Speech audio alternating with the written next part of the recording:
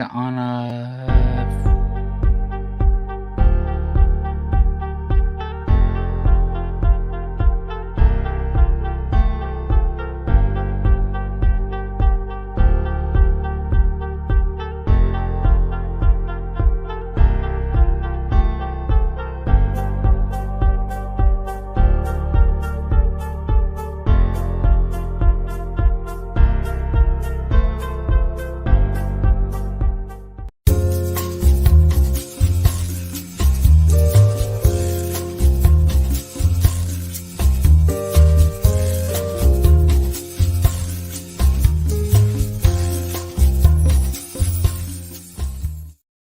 All right. Hey, welcome everybody. We're back after 2 weeks. A little hiccup It's been gone a long time. Hi, Doc. Doc, how are in you? a galaxy far, far away. Yeah, well, not really, but we were at Ticonderoga, which I guess we could probably cover a little bit of that if anybody's interested who didn't. Yeah, we can do a little Trek And Con then, recap. and then we're going to talk more Star Wars. This is the end of Star Wars month, so everybody's probably just about sick of it. So. I know. Well, we missed 2 weeks, so actually we did miss 2 weeks, so they're just anxious to have us on to have their fill of Sci-Fi Distilled.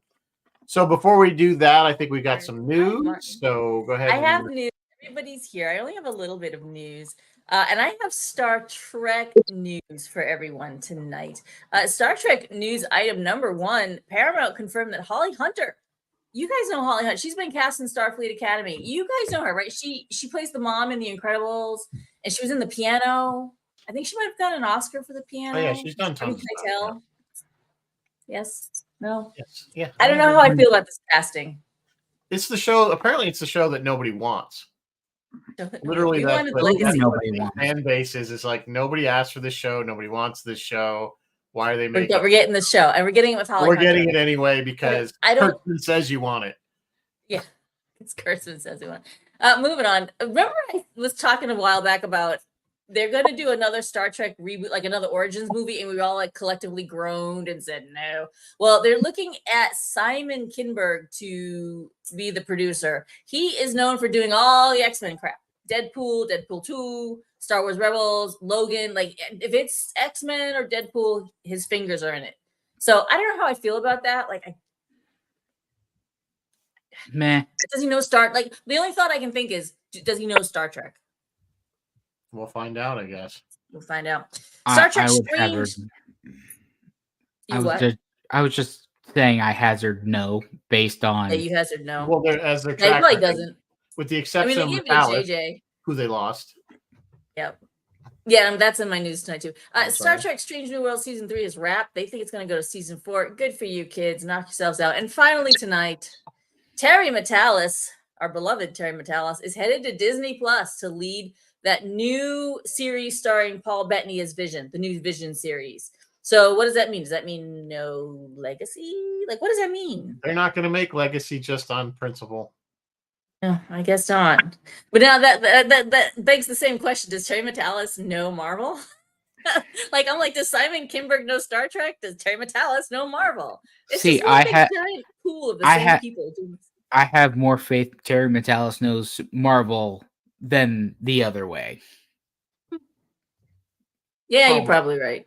Who knows? We will see what comes out in the end, I guess, is the I guess. But I will. That's it. That's all I have for news. The Acolyte next week. The Acolyte comes out next week. Very excited. Which is again also already very controversial. There's fans are split on something that hasn't even. I like Carrie-Anne Moss. I love her. Exactly. But have you seen the new Deadpool Wolverine trailer?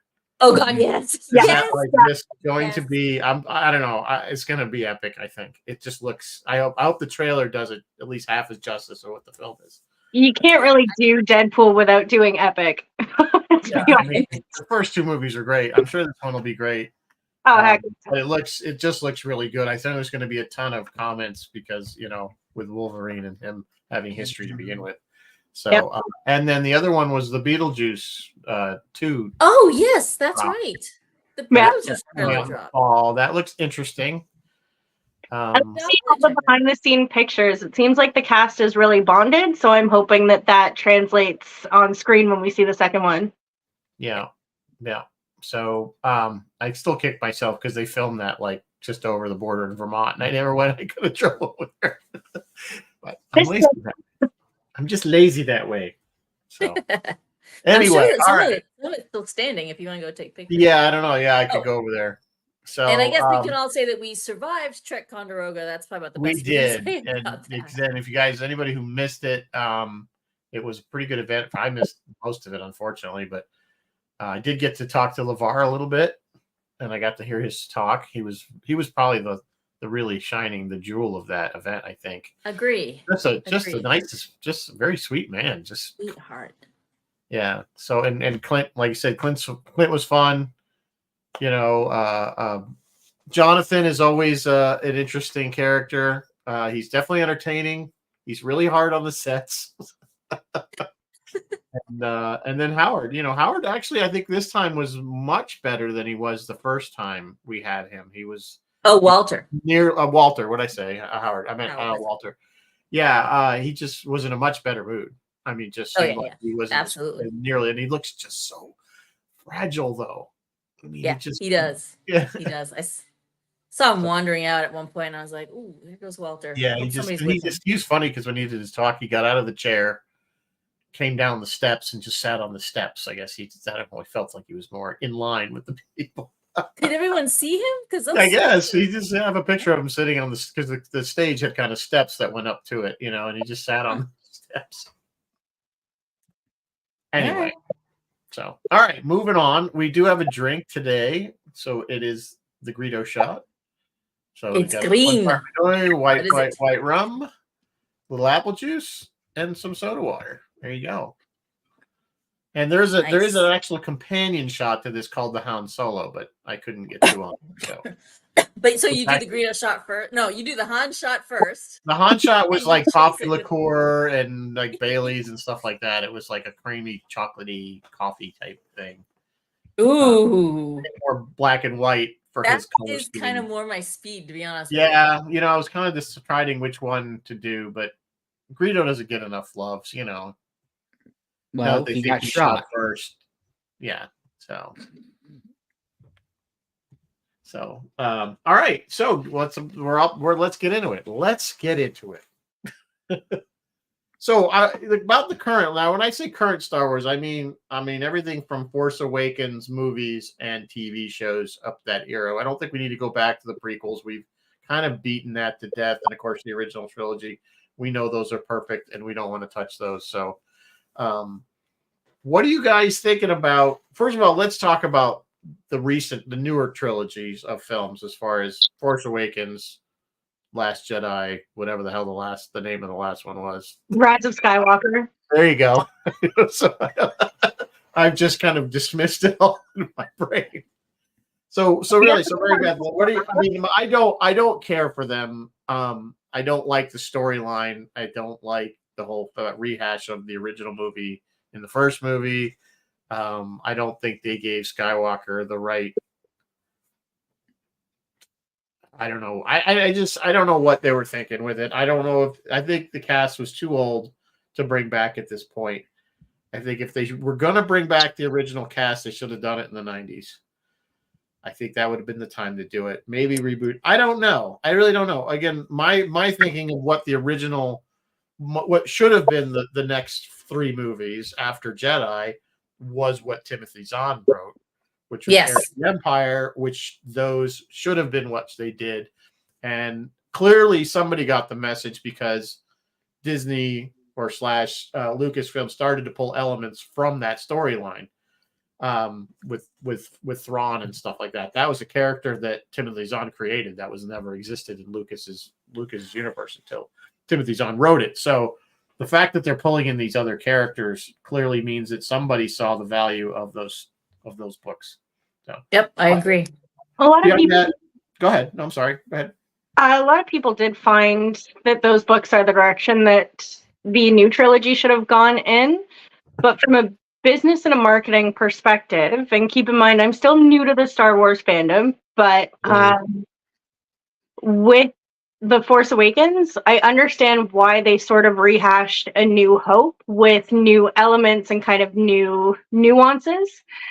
when the prequels were released, the biggest complaint was that it was too different from the original trilogy, that it didn't feel like Star Wars and that they'd gone too far off track. So from a business perspective, I understand why Disney kind of went with what they saw could have been the safe bet, is to rehash an old story with new nuances to sort of try and please the original trilogy fans while bringing in new fans from the new generation that wasn't alive in that time. So I understand that as far as The Force Awakens, but with the other two movies, because of the directorial changes and whatnot, you could tell that there was no plan, which even if you are amongst those who do like The Force Awakens, it's kind of hard to stick through the whole trilogy. So I think, just to clarify, I think what people were talking about with the prequels is that it didn't feel like Star Wars. Was the way it was shot and looked was very different than the original. And I think it wasn't so much the story, although Metachlorians don't hate that. But it was the feel. And I will give JJ one thing with The Force Awakens. He did get the look of the original trilogy back to some degree, but who nailed it was Rogue One. Yeah. Rogue One felt like it was part of the original trilogy. So that's what they needed to do. I just find this, I don't know what goes through executive producer, whoever decides what the story is going to be, head and say, we're just going to remake the original movie and that'll make the old timers happy. That's like the complete opposite thing of what I would do, is remake what has already been, unless you're just selling it as a complete remake, which nobody needs that rebooted. Why reboot classics? Nobody needs to reboot Casablanca. Nobody needs to reboot. You know what I'm saying? All those classics. So anyway, I think that's when they talk about that. It's not so much the story, it's the overall feel of it that they were talking about. But like I said, I think Rogue One was again the crown jewel of any of the current movies. And actually, I think Solo was a better film than the 3 sequels, in my opinion. It wasn't that great. It was okay. A lot of people hated Solo. I think it was. I think Ron Howard saved it. From what I understand, it was supposed to be a disaster up until that point. Agree. We should have told Clint when we saw it. They should just deep fake it and put Harrison Ford as a young man in that and be done with it, and put his voice in there and be done with it. So anyway, guys, we haven't heard much from you. What are your thoughts?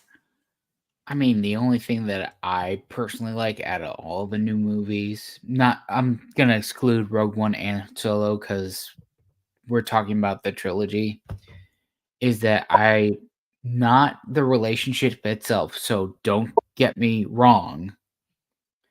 I liked the showing between Ben Solo and Rey, if only because as a fan of Star Wars Knights of the Old Republic, it made me think of Revan and Bastila Shan. That's the only thing I liked. Everything else, take it or leave it, because that trilogy did not speak to me. There were moments like Yoda appearing to Luke in The Last Jedi that I appreciated, but those moments were few and far between. Yeah. I mean, I think a lot of it's, especially with Force Awakens, is, and I know Mark Hamill had issues with this too. Is, he did. He wasn't even in the movie until the last second. He didn't really say anything. He just build up. And then we're like, that's supposed to get. It's like, wait a minute. It's like the whole point was we're supposed to see him again, right? Yeah, he argued. And you killed off Han. WTF? You don't kill off major characters. And then we're bringing back the characterization of Luke, and rightly so, I think. Yeah. So I would have rather seen I don't know. I would have rather seen Ben's fall rather than Ben already fallen. You know what I'm saying? Like why, as he was trained, and they did kind of backstory it a little bit, but they did it in the flashbacks, and every time you saw it, it was a different point of view, so you don't know which I think they would have. Yeah, and then I think I don't really care for that too much, because then again, that really makes Luke out to be kind of a screw up, and that's not who we want in our heroes. You know what I'm saying? That Luke made the same mistake Obi-Wan apparently made with Anakin. Not apparently. What's that?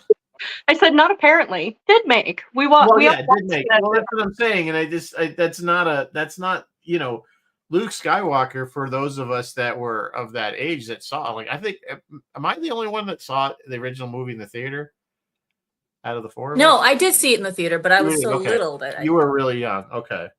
I was like 6. So, I mean, Luke was, I mean, he's your hero. I mean, he's the main hero of the story. He was the hero. And because at some point they were actually talking about killing off Han completely early Mhm. on. Yeah, Harrison wanted. That's why he was in Carbonite. And that's why, just as a side note, that's why, the thing that everybody points out in Empire that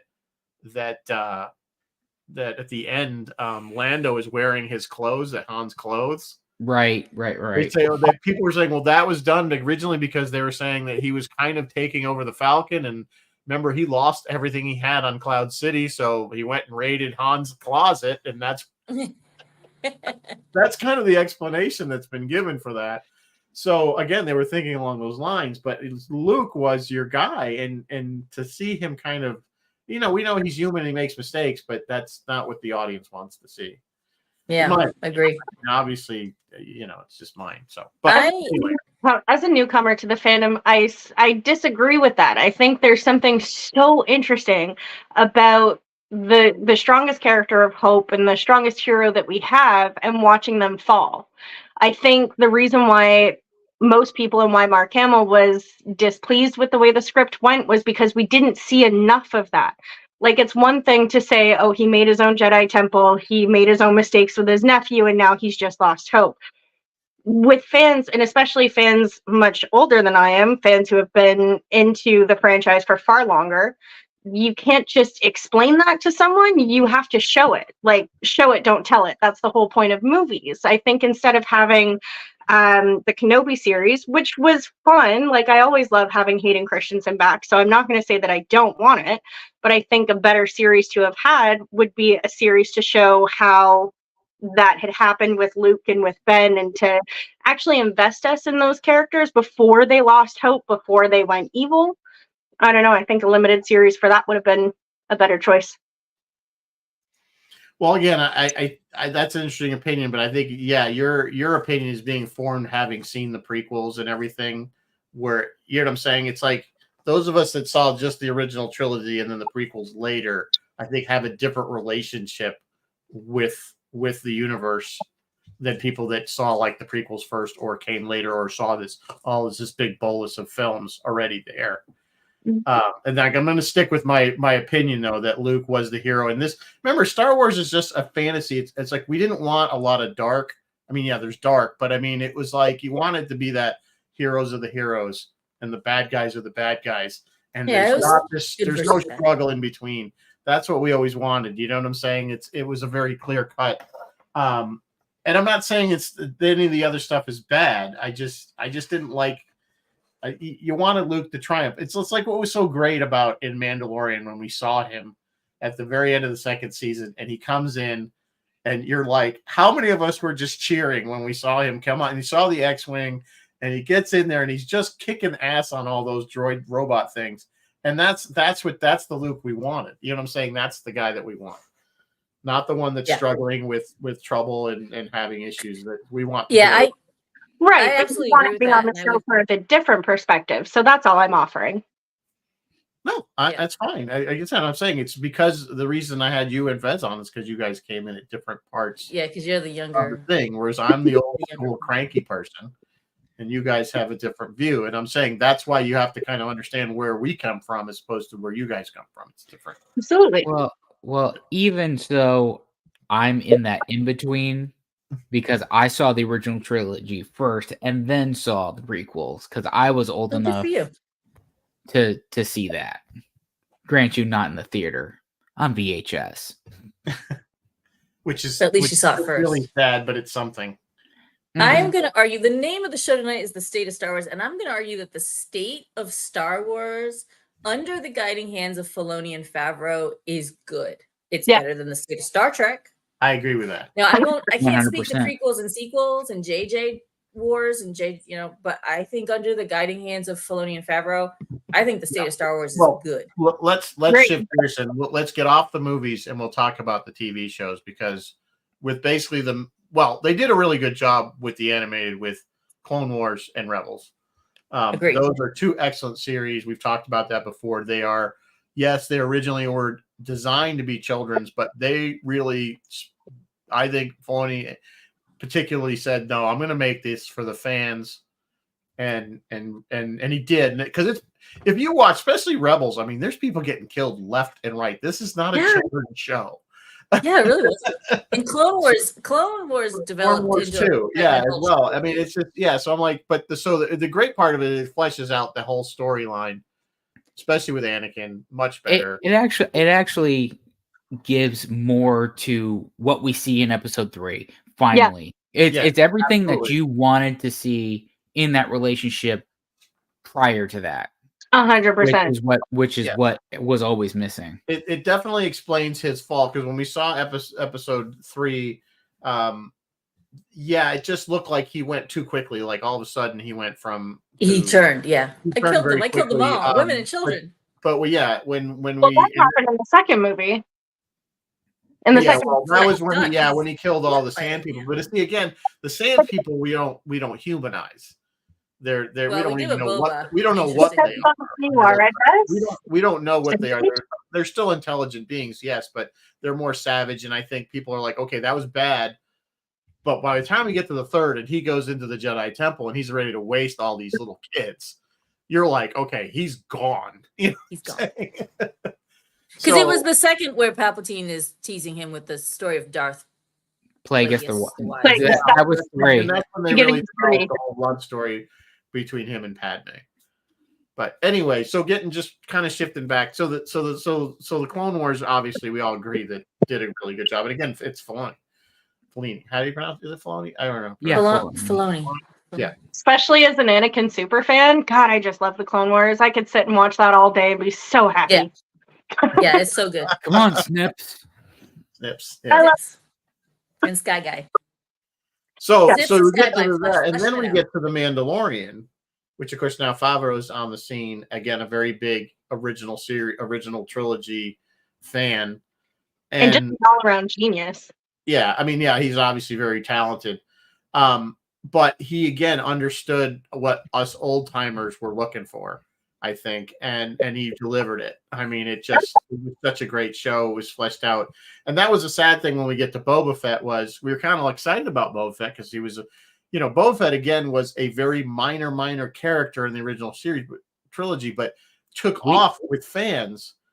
For whatever reason, everybody loved, even as a kid, Boba Fett. Had to have the Boba Fett doll, had to have the Boba Fett action figure. It's the amount of mystery with Boba Fett that everybody gravitated towards. And he looked like a badass. Yeah. And he looked like a badass. And he was a badass. And then we get the chubby one. the older version. They were even joking about how he didn't quite fit in his armor at first. You're right. You're right. They So, did.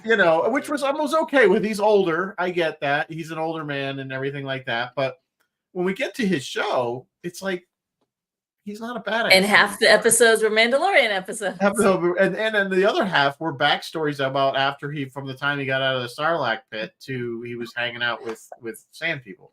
It just And we had a that little one was King not Sackhoff in put there, together well. I still watched it. It was entertaining. But I just felt, I'm like, why is there so many episodes about his backstory and hanging out with the sand people? I don't know why they spent so much time on that. Time with him with the sand people. Yeah, that's a great point. I don't know why they did it either. So I would prefer seeing Boba Fett badass. yeah, we want badass Boba Fett. But I mean, he had his moments in Mandalorian. Certainly, the Yes. episode where the Razor Crest gets blown up. yes, And That's a that great whole episode. scene, and then he does that thing with his rocket, and he hits the one ship, and it crashes into the other ship, and Yes. takes them both out. And he's kind of like, "We're like that was badass," and he's like, "Well, that was just luck. Like he wasn't planning to do that." there was the other thing. Well, here's something that the newer shows have done really well. We have seen Order 66 now from like 4 or 5 lot. or maybe 6 Well, yeah, different even with viewpoints. Bad Batch, has fleshed that out a lot too. We've Bad seen it a Batch, bunch. Ahsoka, Grogu, I think Grogu sees it. I think we see it through Grogu's eyes. Right, yeah. There's a scene where because Um, he was not he was at the Jedi Temple or he was somewhere else, so he saw some things that were going he got on. saved, and he got saved by You were Ahmed going Best. through the Jedi Temple because we had Muhammad Best, Ahmed, Ahmed yeah. Best, save him with his What is his dual. character's name? I don't remember. Don't say Jar Jar. Who, Misa? Yeah. But anyway, I don't know why, but we've been seeing 66 a bunch, and I'm like, are you guys fixated on it, or do we need this? Like, are we piecing something together here, and I'm not picking up the clues? Like, but I like it. I like seeing it. Well, it makes sense. I'm glad in Bad Batch where they kind of went that the clones had some kind of chip in them that forced all that. Because it always did seem kind of odd that they would be they were so honorable and everything and loyal, and then all of a sudden just Order 66 and they all were like, okay, we're all going to kill these guys that were just Good fighting. soldiers follow I always orders. thought that felt a little odd, but now with again they had I felt again I think Filoni and had said I'm going to flesh this out and you know what I'm saying and say this is why they did it, you know what I'm saying, why they were forced to, they had no, it was all programmed in them with this chip, and the Bad Batch being the Bad Batch, it didn't stick. And seeing it in so many different perspectives kind of outlines it as truly a universal thing that happened. Nobody was not affected by Order 66. And we get to see that more fleshed out. We get to see that as a global thing. The way that we kind of experienced COVID, we kind of see that happen in Star Wars through Order 66. Yeah. I think that is a great point. It is a massive turning point. That is a great point. Yeah, no, that is clearly the focal of when things go from Republic to Empire. Yeah, and that's clearly it. But I think it needed a little bit of explanation. I think I'm glad that they did that. That we got that bit of backstory as to why they were so low, and it makes total sense that the Emperor would have that. Yeah, you know, this guy that's not going to leave anything to chance. You know what I'm saying? He's pretty clever, and he's going to make sure that all his ducks are in a row. That he's not going to have. Well, he did have a few of them turn, but at some point in there, he's changed from clones to conscripted. Why would he do that if he needed? I think they phase them out because of after. There's some book or something that says that Palpatine, after the Clone Wars, destroyed all the cloning for the exception of his stuff to get rid of the clones. He didn't. That's what the explanation they gave was that they were harder to control because of the fact that actually they were so loyal and everything. I think that he felt that they could get the conscripted people and control them better. I don't know. There was explained at one point why they were switching over. It's explained in Clone Wars, and I'm really trying to remember what the explanation was. Original. Yeah, because they lost the original material for the clones. It started getting harder and harder to clone and program. The exact. Robin, I know you're watching. If you remember, comment. Save me. Robin's actually made some really good comments. That's something that Bad Batch didn't do quite to my satisfaction, although maybe some of you guys can explain it to me. I really thought there was gonna be a much bigger reveal with Omega and like the blood. They were taking our blood and they were testing these kids and they were rounding up all the Force sensitive kids and testing them. And I thought there was gonna be a much bigger reveal. Like they were gonna link it. Here's what I believe. This is what they're doing. They started it with Mandalorian. They continued it a little bit in Bad Batch, but it's all driving towards Force Awakens. It's all of them, and so this is the cloning thing that they're trying to recreate the cloning, but clone a person that is Force sensitive, so that they can clone the Emperor and get the Emperor. Hours of animation. That's what they're driving towards, but it's all being subtly done early on. That's what Moff Gideon was working on. That's what it was all part of the Bad Batch. That's what they're working on. So it's all that driving towards, hey, and that's what that whole Snopes thing. He was like a clone of whatever. They're trying to clone the Emperor so that they get. But remember that was a bit in Bad Batch was they were trying to find a clone that was compatible that could actually be Force sensitive. They were never able to clone a person that was Force sensitive and have the Force sensitive ability. Snoke was a clone of Luke's hand, supposedly, wasn't he? I heard that somewhere. Something, but that's what I'm saying. They're trying to clone that's what, like, we got part of that from Mandalorian, what Moff Gideon was trying to do. There was a whole project Yep. where they're trying to clone the Emperor. We see it more in the cartoon. I don't know if it was Bad Batch or it was one of the Rebels. They've touched on it in every little thing just a little bit. And I think that's what they're trying to drive everything towards, this whole New Order thing, that so it fits, so it matches up the films. Right. So- Much like us getting Thrawn from Timothy Zahn, I vaguely remember this storyline of the Luke clone and even a Palpatine clone in the novels. So I think they're cherry picking things. Like the Zahn thing, I'm a big fan of because I loved that trilogy. I really did. We haven't seen Mara Jade. Yeah, you're right. The cherry picking. Yeah, you're right. You're right, Fez. In the Zahn trilogy, they're looking at cloning again. That's a thing that certainly, and they use that, right? Because he cloned. Oh, they're cloning because they had to man the ships that they Right, but Dark Fleet. I like I said, I vaguely remember them cloning Luke from his hand from Bespin. And I vaguely remember it might have been later. That wasn't in Force. That wasn't in the Heir to the Empire series. No, it wasn't. But I'm just saying I vaguely remember that. And then I also vaguely remember whether it was a laboratory of a whole bunch of Palpatines or if it was just Palpatine had created one. I remember that too from the books. So, well, again, they are, at least you're right. I think they are pulling little bits and pieces here and there. Whether, who knows which came first, chicken or the egg on that one. But as far as who wrote it, who came up with the ideas, but I think it goes all the way back to, at least as far, well, we don't clone. The Clone Wars was talked about in the first movie. Luke mentions it. You were in the Clone Wars. So we know. Yeah. There's always, you always pronounce it Cologne Wars. So I never thought it was clone. Yes, I don't know. Here's the thing. I suspect that it was never supposed to be clone. That if people became that and then they turned it into that over time. I don't think Lucas back in 1977 thought clone war as in clones having a war. Being part of the. I think it was Cologne, and it was just a word he came up with. That's what I suspect.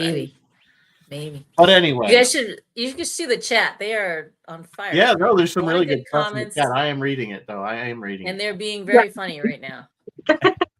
I have no idea what you're talking about. Where the clone? No, the clones weren't force resistant, Bill. The problem was when they cloned even a force sensitive person, the force sensitive abilities did not copy. That's what they were working on in Bad Batch. They were trying to find a clone combination of blood, whatever DNA that they could make force sense. They could actually, where they would clone it and the person would have force sensitive abilities, because again, they're trying to make that Emperor remake. So, but one thing I will always say that they have done, regardless of whether the shows are any good or not, is that, and this is where Star Trek has failed miserably, in my opinion, is every show has the Star Wars feel and look to it. They don't change anything. I mean, yes, they changed uniforms when they get to the new movies because it's 30 years later. But my point is that Tatooine looked like Tatooine.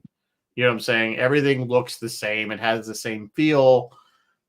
Terrace, Coruscant, they didn't go and change everything. They didn't change people's uniforms to fit whatever. It just, all of it just, that's what I think they got right. That's one of the things that, whatever you think about the storylines, I think their art direction is on point, which is why I'd always kind of, every time Star Trek comes out, it's a new uniform, a new badge, a new everything. Got to collect them all. Got to collect all the badges. So that's one thing I like about Star Wars in this case, is that it's still, like I said, if they go to Tatooine and they go to Mos Eisley, it still looks like it's recognizable. So I completely agree with you on that. Yeah. Before we move on from the new trilogy, I just wanted to know what everyone else thought about Rey taking up the name of Skywalker by the end of Rise of. spoilers if you haven't seen the trilogy. How did you feel about Rey taking up the name of Skywalker at the end? I felt it was forced. Plain and simple.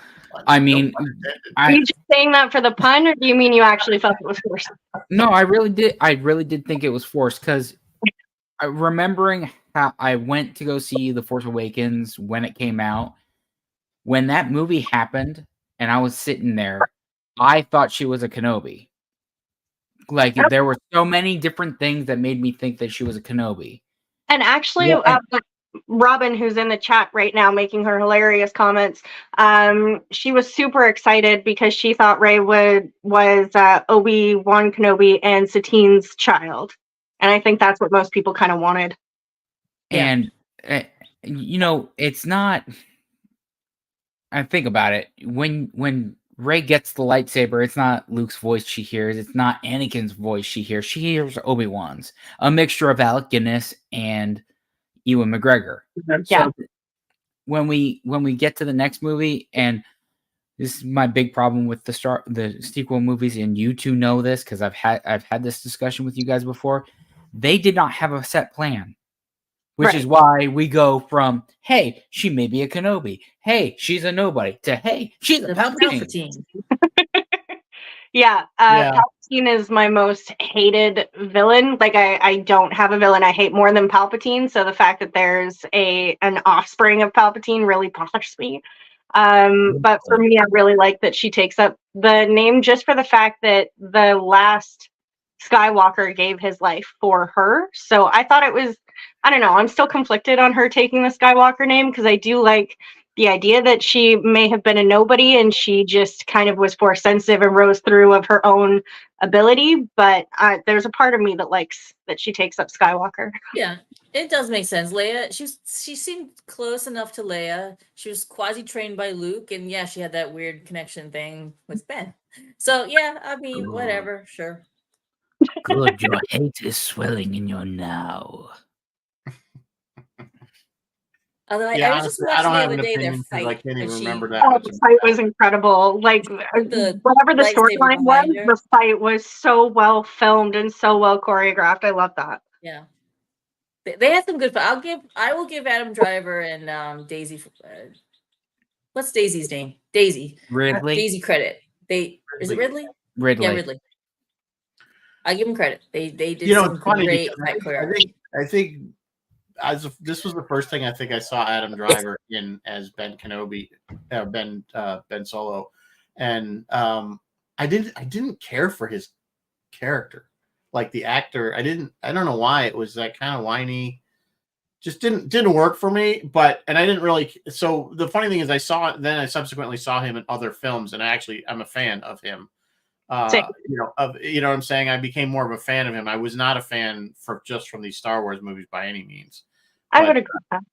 If you ever see a movie called Logan Lucky, he's in it, and it was a bunch of other people. It's nothing to sci-fi. It's a robbery movie about them robbing a racetrack. It's hysterical, and he's excellent in it. He's also in a rom-com with Daniel Radcliffe from One Entertainment. I can't remember what the rom-com was called, but Adam Driver did so well with comedic timing and like heavy emotional impacts. So like he's capable of it. So clearly it was just the sequel trilogy having great writing and directing. Writing and directing, absolutely. So, but just kind of want to stay on the TV shows. Sorry. So no, that's fine. We kind of gone. So we've talked about Mandalorian. That was great in itself. Boba Fett kind of fell a little flat. We were disappointed, and I think Ahsoka had so much potential, and I don't know why. You know what? I think they spent too much time talking. I think with Ahsoka, it should have been more. Yeah, a little less exposition, a little bit more action, I think, in it. Maybe. Yeah, I the saw trailer kind of gave you that feeling, and then it kind of went. Yeah, I hear you. I saw her as too chill, but then someone explained, like, look at, she's not Snips anymore. she's gone through that, and then she's gone through leaving the Jedi Order. She's gone through realizing Anakin is, oh my god, that was my master, and oh my god. And she's gone through, and someone really like put it where that show falls in her timeline. And when I saw that, I was like, oh yeah, I guess she would have mellowed out. But like, you know, you get older, you get wiser. I guess she would be pretty. This is past Fulcrum. I mean, this is past everything. Yeah. So I kind of got it, and so now I'm a little bit more forgiving of it. But yeah, at first I thought it was way I think the pacing of it just was off. I don't necessarily think the story was bad. I just think the pacing, there was something about it, and we all know that editing, you know, something we all, if you've ever never It seen either it, we talk about saves it. or kills. Yeah, it can, as they say, how Star Wars was saved in the edit. If you ever go look at that YouTube video, and you'll see how bad the original cut was, and we wouldn't be talking about this now if that original cut had made it to the theater, because I don't think it would have been nearly agree. as what it was. Thank you, And I think Marsha. that's what hurt Ahsoka. I think it was pacing. I don't think the story was bad. I think they made a poor choice for using the voice actor for Thrawn to be the actual actor for Thrawn, because he didn't fit the physical of what the image was. He wasn't imposing enough. At least if you read, when I read the original Timothy Zahn, we had no image other than what was in our heads. There was no picture of Thrawn. So he was always this very commanding, kind of larger than life character. We got to see it a little bit when they did Rebels, because we saw him as an animated. You know, he was very tall, thin, you know, like this all kind of, and then you kind of see, and it's just, the actor just didn't fill that with me. It just, you know, I don't know. I think that was a poor choice. I know they tried to do that. Did it? Certainly it worked great with It worked for Katie Sackhoff and Bo-Katan. Perfect. She fit that absolutely dead on. You couldn't have made a better choice. So I think in that sense, so I'm just saying, you know, it's not always perfect. Just because their voice worked doesn't mean their physical appearance works. As we saw with Darth Maul. As we said. Well, Darth Maul was an interesting, because, you know, that was so funny, because I think we've talked about that. Ray Park played him, and he was voiced Sam by, Witwer. and then Sam Witwer voiced him in Clone Wars. But So Ray Park wasn't actually, either in the prequel trilogy. Ray Park's voice is not who you hear when Darth Right. Maul speaks. So the thing with Darth Maul, that was another fail I think they made in the prequels, and not to jump back to those, but he should have been.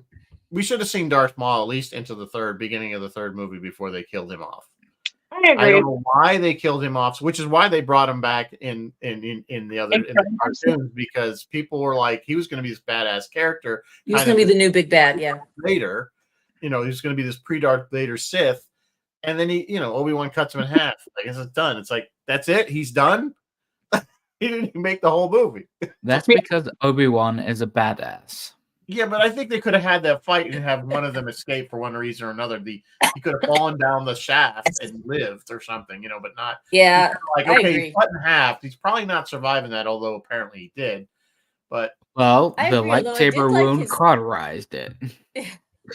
I did like his plot, his arc, his story arc, his character arc. from Throughout most of from the Clone animation. Wars, yeah, they kind of, well, of course, and then because I love the fact that they brought in the new characters of the Darthamir witches there. Yeah, the witches of Darthamir. Yeah, those Claudia Black. were great characters. I thought that were brought in. I don't know where those came from originally.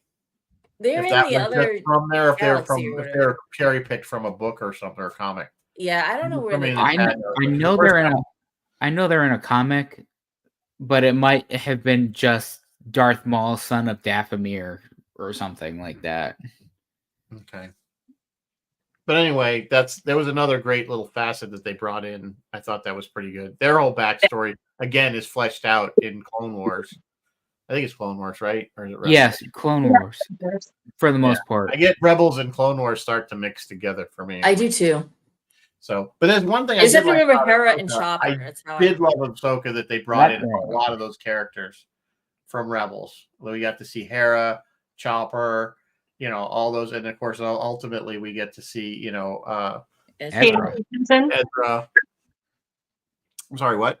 Hayden Christensen also comes back for Ahsoka. Right, Hayden Christensen comes back for so we got some But I mean, the fact that they're giving some love to the cartoon, so to speak, Yeah, absolutely. is great. So to see I mean, that. the big thing with Ahsoka that at least I took away and I wanted, and I wish there was more of it, more live action Clone Wars, because I think we all were clamoring for it, whether it was in that Force realm, that world between worlds where younger Ahsoka or older Ahsoka is talking to Anakin and going through all the choices that led us to this moment where he gives her a choice to live or die.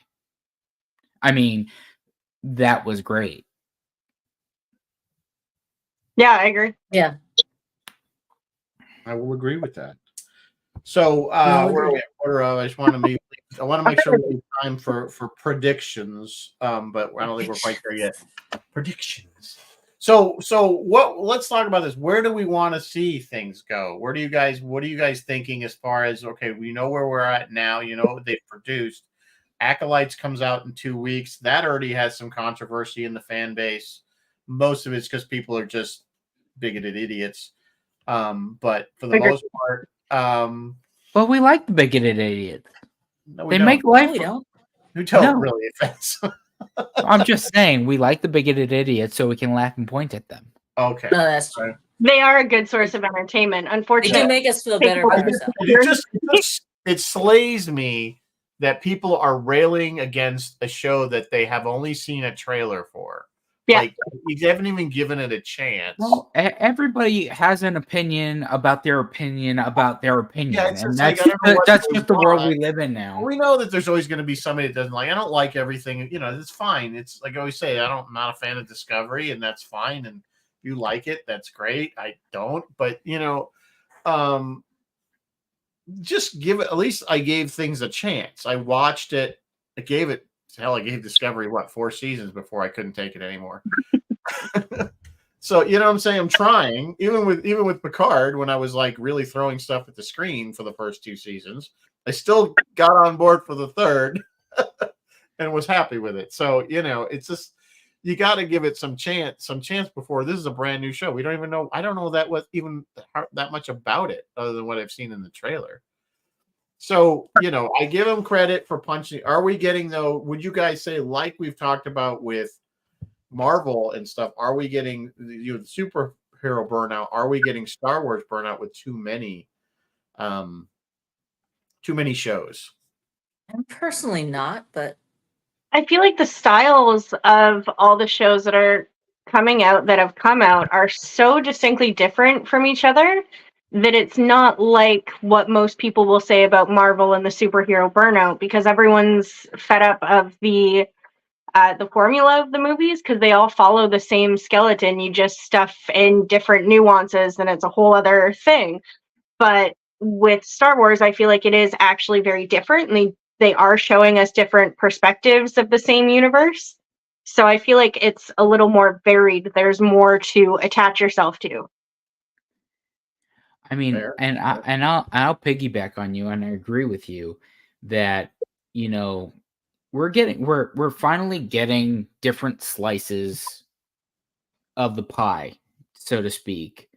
Yeah, With it's the no Acolyte, saga. with the Acolyte, we're seeing, what is it, 200 something years before the events of the prequels, and we're seeing it from a dark side perspective. That's something that we've never done before. And it's going to be interesting. And I give them credit because they're in a part of the timeline that we don't know anything about. And that's something that, as a Star Trek fan, that's what we would want.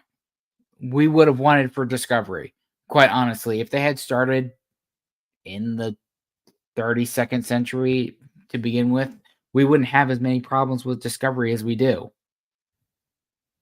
And with all that is coming out with Star Wars and all that, I don't know if we're going to talk about what we hope might happen or what we would like to see, but personally, I would love to go back the millennia or so and either see the beginnings of the Jedi and the Sith, Yeah. or go into like a live action telling of the events leading up to the events of Knights of the Old Republic.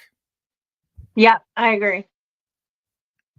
Yeah, so I mean, I'm hopefully optimistic about Acolyte. We'll see what it has. Again, it's nice that it's getting away from the original timelines or time period, I should say, because we're going to get new characters and they don't have to follow. You know, we don't have to worry about, oh, there's going to be a cameo scene of Luke or somebody like that popping in just for the hell of it. So, what I would like to see is more stuff that takes place before the original movie, but long after the pre, kind of like or just like where the Mandalorian, where it's right after Jedi, you know what I'm saying, into that era, or like where Rogue One was.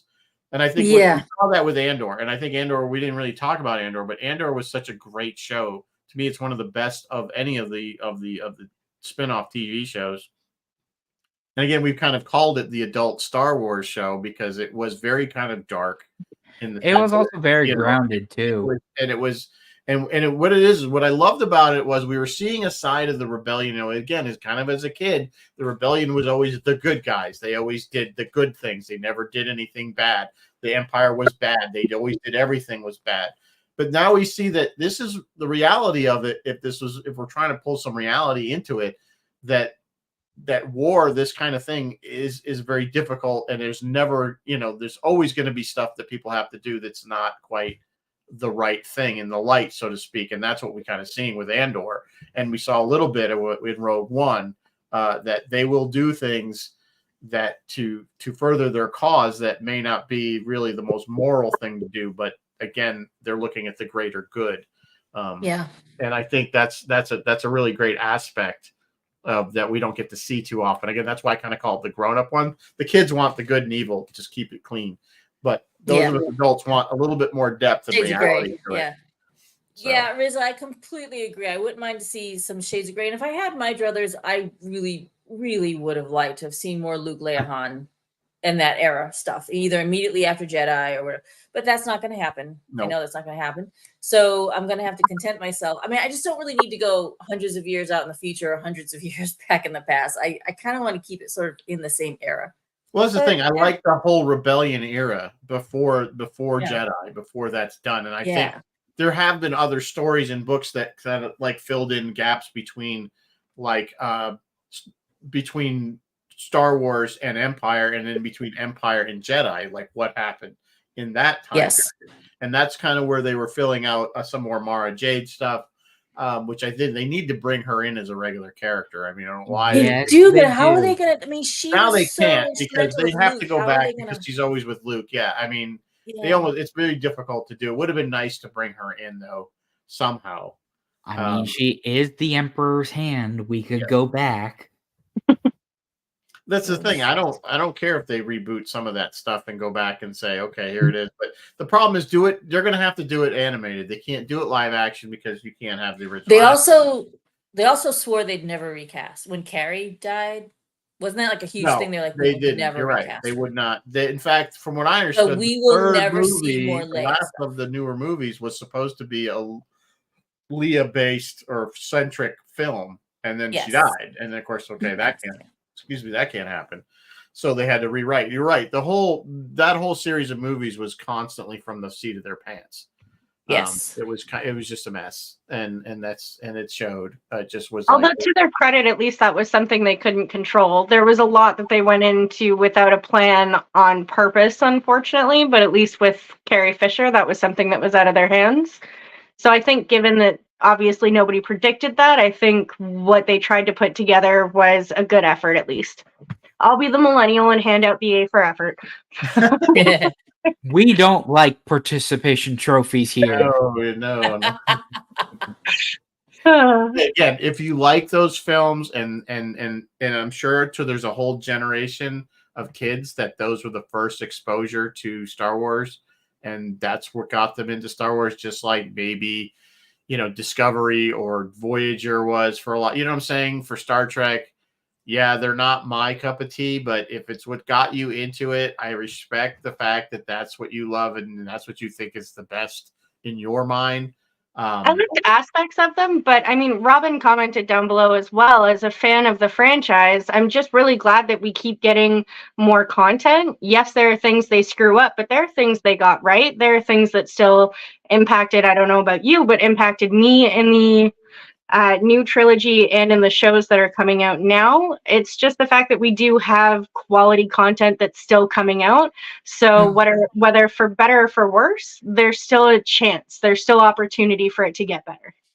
So I like that. You know, I agree. I never be against them producing more stuff as long as they try to make some quality stuff. And I think one of the things that at least Disney's doing is they're pulling in people like Filoni and Favreau that are fans that understand it. And I think that's where Paramount is failing with Star Trek. They pulled in Terry Matalas, big Star Trek fan, and look what we got. And then they went right back to, no, we're going to bring in unknowns for the other stuff. And then don't understand the franchise. And I think they have Frakes directs. Yeah, Frakes. Well, and look, in every episode that Frakes direct was a good episode. Yep. It's like, so that should tell you something. But again, Frakes understands the franchise. You know what I'm saying? Yes. He was there when Gene was still alive. And brings it. Yeah. So, I mean, even Shatner got crap for, he said something about at one of the, I think it was Gene would be rolling in his grave. He saw, and he kind of had to back away and kind of explain with that. And his explanation was, well, I was talking about the romantic affairs between officers. And Spock Gene coming from a military background would never, and that doesn't happen again. It's frowned upon in the military, especially if you're, subordinates and that sort of thing. It's just not done. And I think that's what he was allegedly referring to, although I think that was him trying to save face a little bit. But, again, these people knew the man. So, but getting back to Star Wars, I mean, I think, we're never going to see, not with Star Wars or anything, I think the impact that the original film had on just about everyone who saw it back then. And any of you guys that did see it and were old enough to really remember it know what I'm talking about. And I know I talk about this a lot and you guys kind of roll your eyes at me and you don't get it, but you can't get it unless you were there. And I can't verbalize the impact it was and how amazing it was sitting in that Not theater. even 52577 really laid it out. Yeah, I think that's probably it's probably the closest I've seen where it was actually kind of almost, you get it, you know what I'm saying? But you had to be there, you know what I'm saying? I get it. What he was being, what he was thinking, because we knew it doesn't bother me that that's your perspective or any fans of the original trilogy perspective, especially for those who were actually there to be a part of it. That is something special. That's something that you can't recreate no matter what genre or media that you're talking about. It's just such a heavy impact that the probability of that happening again, at least in our lifetimes, is very, very slim. What bothers me when you say that is the gatekeeping of you weren't alive, you don't get it. We were there for Lord of the Rings. We saw what it did for fantasy. We saw what it did for D&D nerds, quote unquote, and the fact that it made it cool, and the fact that the ushering in of Comic-Con made our culture part of the cooler kids than we were back in the day. We did see impacts such as what Star Wars did. We didn't see Star Wars, and I'm not trying to take that from you. No, I understand what you're saying, but I'm going to disagree. Not that you don't get it. Those films didn't even didn't come close to what Star Wars did, because Star Wars wasn't just the D&D fans that were. Star Wars was everybody that saw it. I mean, I didn't run into one person that was the most amazing thing I've ever seen. I just blown away that's what I think, and that's what I think what Patrick Reed Johnson was getting in 525 was that brought everybody became a nerd. Everybody became a sci-fi fan when they saw that film. It wasn't just the guys going to Star Trek conventions dressing up like Spock. It was global. It was everyone. It was massive. It was. Not that you don't get it. I don't want to take away any of the other things, because I get that those were important to other people in those other films, but I'm still gonna gatekeep a little bit and be cranky and say it's just yeah, still we've not yet on to the see a same movie. level. Ola, yeah, Rizzo's right. We've yet to see a movie that changes, like radically changes everything planet wide. Mhm. Planet wide. And Ola Pablo from Mexico just said The Matrix, and The Matrix was a good one, but That's a it good. still didn't have the impact. The It still didn't Matrix have was the impact that visually Star Wars did. certainly an impact, but it didn't have the impact. It was like, okay, you saw it and you're like, hey, that was really cool. See all those Yeah. effects, and then you Star Wars, you went back and Star you saw Wars it was again. like life for like years afterwards. It was like the focal point of everything, especially Until kids' 1980, life, until Empire everything. came out. Yeah, right. And then you were like, when's the next thing coming? And it was It like, yeah, changed. then we, It and I changed the think face part of of it, television. It changed the face of movies. It changed the face of cosplay. It changed everything. it ever. really was. It's hard. I know That's what we're I saying, sound you don't like an know. idiot, but I mean, it's so hard. I don't want to belittle anything that's important to you guys because I get it, but it's so hard to try to impact to somebody that didn't see it. And that's the only why I keep saying it's not that I take it away that, oh, you weren't there, so you don't get it. It's just that I can't really explain it and make you understand what we went through. Yeah. It's just Like people were losing their shit in Japan, in France, in Germany. This movie, let me put it this way. This movie Brazil. was in theaters for like a year. Yeah. Literally it like came a back year. again. It was in the theater. Because it was 77 and 78 it came. Yeah. So anyway, it is 8:00. So predictions, really quick. What do you guys think they're going to do or what they should do? Mary Beth. I don't know. I think they're going to keep going with this cloning stuff for some reason. I don't know why. I wish they'd kind of drop it, move on to something else, but we'll see. Fez. I'm thinking that we're going to get some sort of backstory as to, I don't know, more of the dark side. Whether that's we're getting the inner mysteries of the Sith and that whole shebang, or the lead up to when we get to Palpatine and all that other stuff. Okay. Alex? I don't know if that's where they're going with the dark side, but if that is where they're going, I'm super excited. I just want to see more Grey Jedi and more Sith stories, and I want to see more backstories, more history, more lore. I'm super excited for all of that. And if we get, and me being the queer person of the group, if we get more queer representation, I'm super happy to see that as well. Okay. I honestly don't have an idea where they're going to go or what. I would like to see more. Like I said, I've already told you, I would like to see more stuff around that, the original rebellion, those stories. And we're getting some of that with Andor and whatnot. So I'm happy with that. Where they're going to go with films, gosh, I don't know what they're planning, and I don't know what I want to see in a film at this point. More Rogue One style stuff. If I have to, again, it's same kind of thing. It's don't know what else to say. So I think, not to cut you off, Rez. Cut me off. This is the only thing that I hope. Whatever story that they decide to tell, make sure that you're passionate about that story. We don't have to like it as a group, because everybody's going to have a different opinion. As long as you have the passion for it, that it means something to you, somebody's going to take whatever little good that they like out of it and say, I like that character. That character spoke to me, or that message meant something to me. As long as they do that, they'll be successful. One thing I really like hearing from these high impact movies, whether it's Star Wars or Matrix or whatever it is, whatever the hell is that you want to die on, is that there's somebody there that says, this movie saved my life. So if there's one fan out there that happens for, then I think the movies were successful. I think Disney would disagree with you if it didn't make enough money, but this is true. Corporation, that's different. I guess, yeah. I had a thought and now it's gone. But anyway, sorry. Old timer. I was gonna say something, but yeah, I don't know. I don't remember what I was gonna say. So Such an old timer. You Yeah, saw the original hey, that's movie, what and now you happens, can't. man. Now you What you can't gotta look- remember. This is what you got to look forward to. So anyway, it's after 8:00, so I'm gonna wrap it up. I don't know what we're doing next week as usual. Something, whatever. Maybe we'll do Futurama. I'm just about caught up on the. I would love Futurama.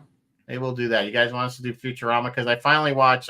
Finally in the current season, which is the season 8, which is the remake. So maybe we'll do that just to do something different. And then me and Mary Beth are both gonna be on Roy's show Friday. Friday night, the 40th live from the anniversary glamorous of Ty Ocho. The Search for Spock. The Search Trek for 3. Spock, So which we're I gonna just be rewatched talking- for the first time in a lot of years. Yeah, we're I gonna didn't talk- know he needed to be found. Yes, well, he was lost. Needed so. to be found. So so a little crossover episode with Roy. So tune in on Friday. I don't know what he's got going on Sunday. Do I And actually? I don't know what Phil's doing. And I don't know what Phil's doing. I Okay. didn't do my job today. I've got Slacker. one job on this show. It's stupid, but I failed to do it today. You got the news in, so there's that. So we'll call it good. So, but Alex and Fez, thank you for coming on. I appreciate it and all your opinions and everything. Even if you're wrong, no kidding. I'm never wrong. You're never wrong. Fez is always right. That's on a sign. Unless I'm with my wife, in which case I'm never right. That's a Aw. good policy. It's a good way to Welcome say to- to welcome save to an argument. marriage. So just remember this one. I have no opinion on that. Excuse me, you have an opinion on not having an opinion? No, I'm saying if she's whatever. If it's a question that there's no right answer, I have no opinion on that. I plead the fifth. That's the same thing. I'm Canadian. I can't do that. We don't have that here. You can still plead it. Have an equivalent? Yeah, but you could still say I have no opinion on that, even though you might.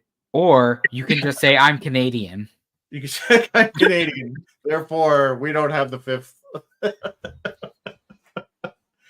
Okay, on that note, I will say goodnight to you, everybody. Thanks, everybody, for joining us. We had a good crowd tonight. Great. Fantastic commentary, by the way, chat tonight. folks. We Great loved it. commentary. Yeah.